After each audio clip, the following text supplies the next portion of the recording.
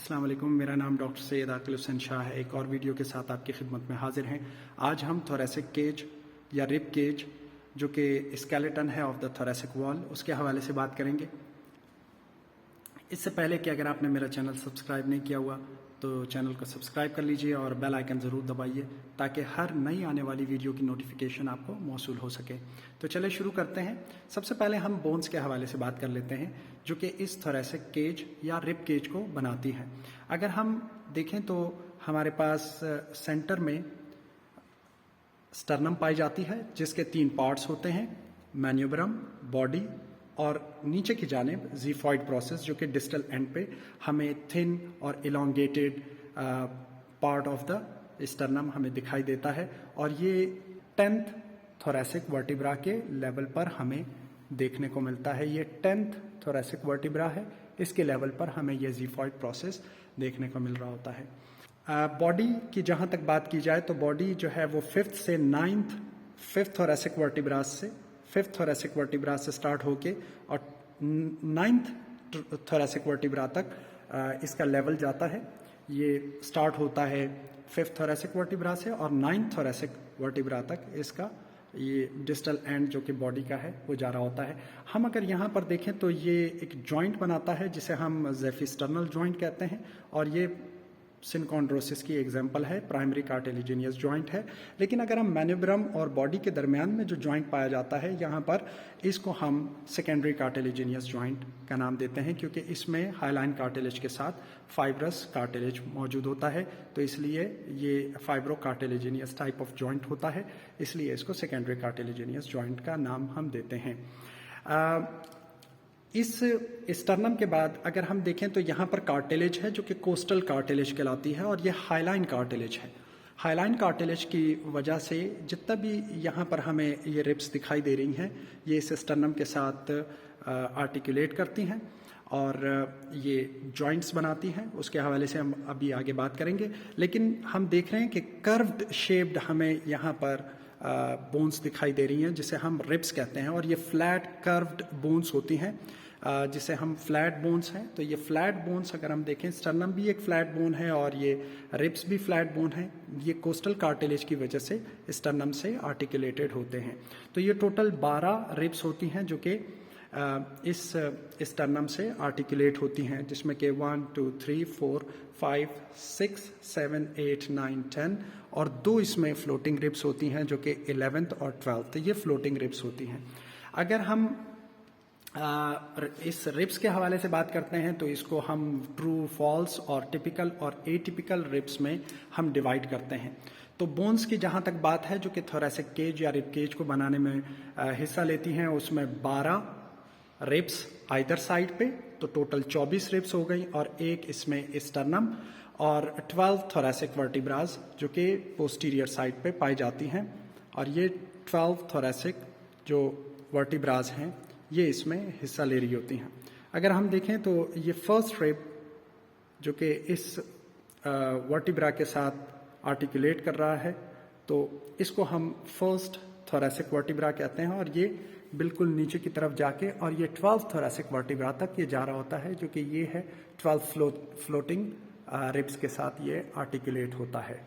Total 12 thoracic vertebras और either side पे total 24 either side पे जो पाए जाने वाली बोन्स हैं जिसमें कि रिब्स हैं और ये रिब्स 24 होती हैं, एक स्टर्नम और बाकी कोस्टल कार्टिलेज।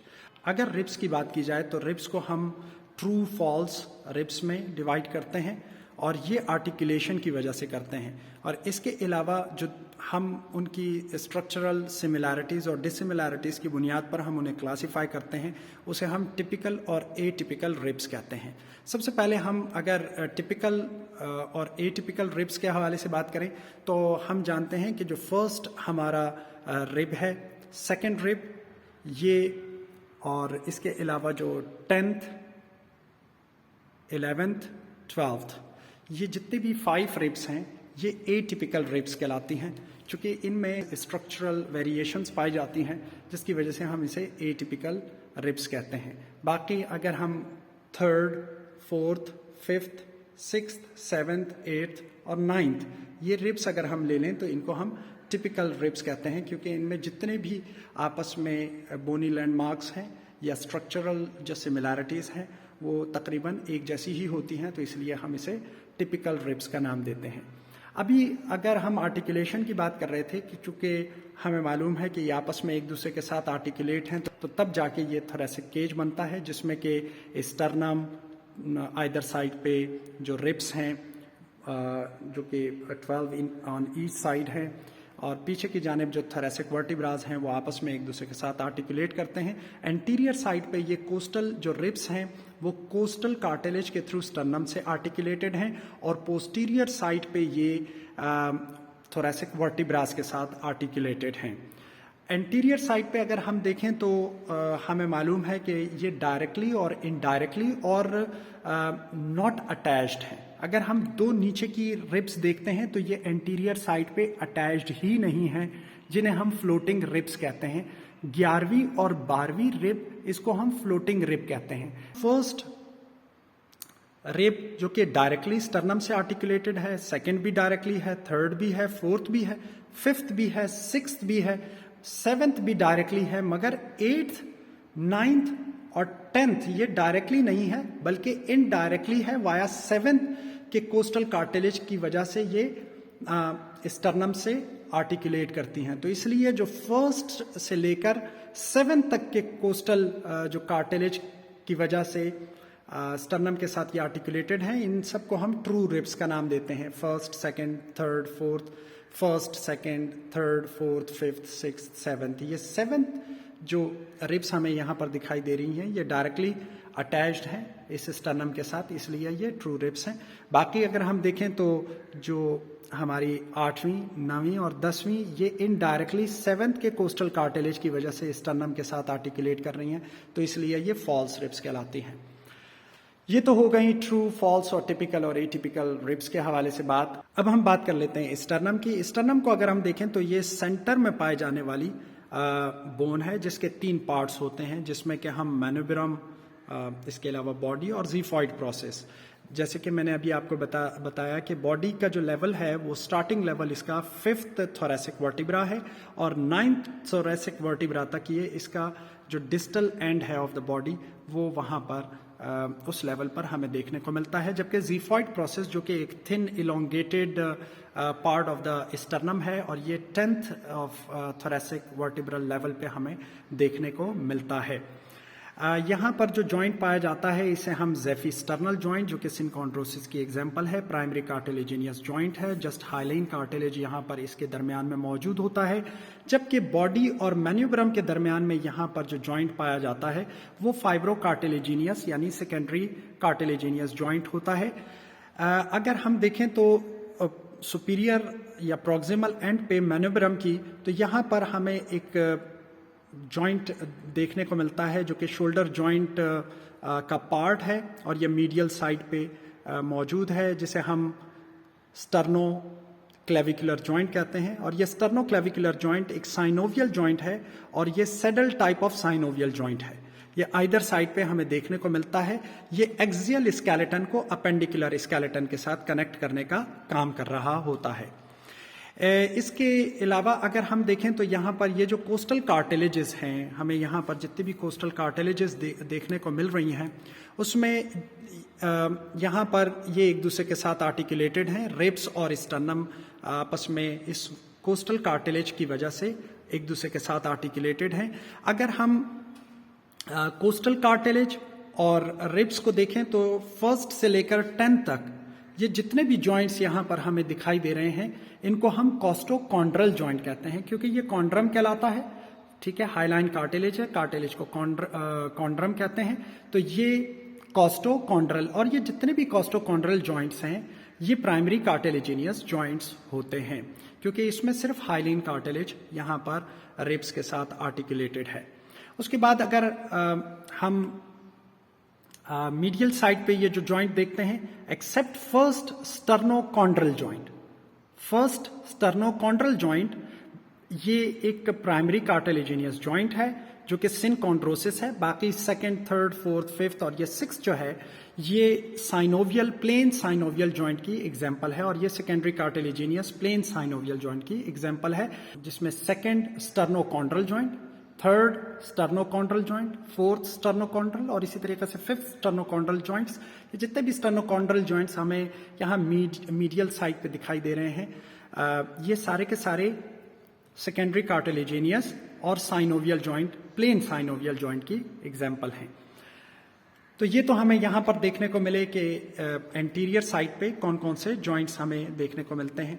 अगर हम देखें तो ये जो थोरेसिक केज है या थोरेसिक कैविटी है, स्टर्नम के बिल्कुल पीछे की जानिब एक कैविटी बनती है, उस कैविटी को हम मीडियस्टिनम कहते हैं, और आइदर साइड पे हमें यहाँ पर कैविटी दिखाई दे रही है जिसमें लंग्स पाए जाते हैं आइदर साइड पे। अब हम पोस्टीरियर साइड पर आते हैं और देखते हैं कि यहाँ पर जो हम देख रहे हैं ये रिब्स पोस्टीरियर साइड पे थोरेसिक वर्टिब्रास के साथ आर्टिकुलेटेड हैं।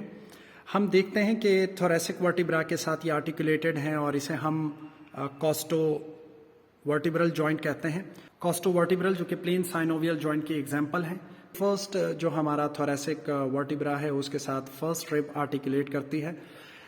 जैसे कि हम जानते हैं कि थोरेसिक वर्टिब्रा भी टिपिकल और एटिपिकल थोरेसिक वर्टिब्रास में हम उन्हें क्लासिफाई करते हैं। First thoracic vertebra 9th, 10th, 11th, 12th thoracic vertebra atypical होती हैं और इनमें होल फैसेट पाया जाता है, बजाय इसके कि इनमें डेमी फैसेट्स हों। तो इनमें डेमी फैसेट्स के बजाय होल फैसेट मौजूद होता है, और बाकियों में हमें डेमी फैसेट्स यानी बॉडी के ऊपर हमें कोस्टल फैसेट हमें देखने को मिलता है, और ट्रांसवर्स प्रोसेस पे हमें कोस्टल फैसेट देखने को मिलता है, जिसकी वजह से रिब्स इस वर्टिब्रास के साथ आर्टिकुलेट करती हैं। तो इसलिए ये फिर कॉस्टो वर्टिब्रल जॉइंट बनाती हैं, और ये पोस्टीरियर साइड पे हमें सारे जॉइंट्स देखने को मिलते हैं।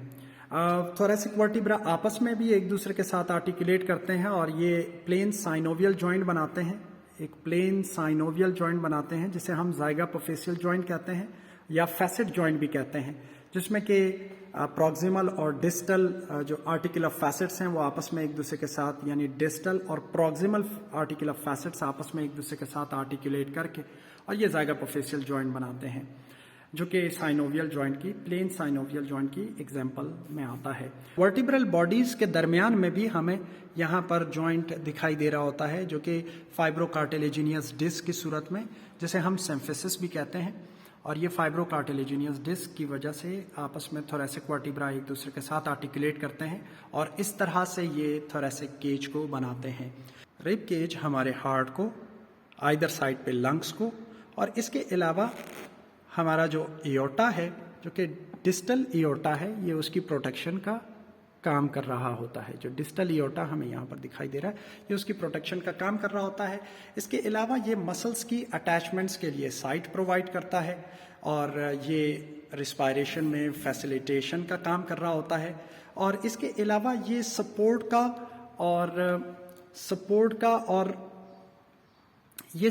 का फंक्शन परफॉर्म कर रहा होता है, और वेट को ट्रांसमिट करता है। जो अपर बॉडी का वेट है उसे डाउनवर्ड ट्रांसमिट करता है। मुझे यकीन है आपको ये वीडियो समझ में आ गई होगी। नेक्स्ट वीडियो में आपसे मुलाकात करते हैं, तब तक के लिए अल्लाह हाफिज।